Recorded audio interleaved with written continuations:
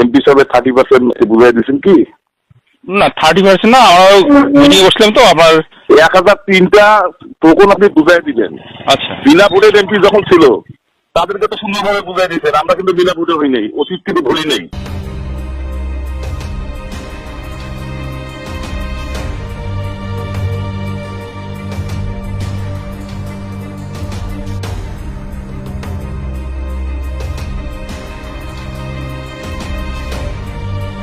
আসসালামু আলাইকুম। জি আছেন, ভালো আছেন?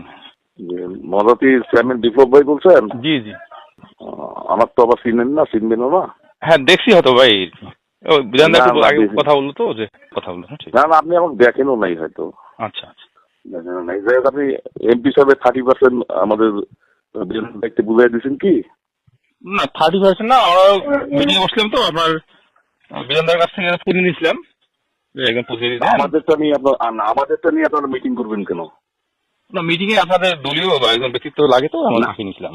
না না, দলীয় আপনি তো এখন পর্যন্ত আমার প্রতিনিধি নেন নাই, দুজন এমপির প্রতিনিধি দুজন নিচ্ছেন আপনি। এমপি প্রতিনিধি তো আপনাকে- হ্যাঁ দলীয় মহোদয় দিচ্ছি। আপনার সিডিতে কি ইনস্ট্রাকশন দেওয়া আছে? হ্যাঁ 2জন প্রতিনিধি দেবে ইউনো মহোদয়। ইউনো মহোদয়ের প্রতিনিধি না এমপির প্রতিনিধি, কোনটা বলছি আপনাকে? না আমি চিঠিটা আপনাকে দিচ্ছি, তাহলে আপনার হোয়াটসঅ্যাপে দেখি না। সিডি তো আমার কাছে আছে, আপনার হোয়াটসঅ্যাপে দিতে হবে না। আর আপনি 1003টা টোকন আপনি বুঝাই দিবেন।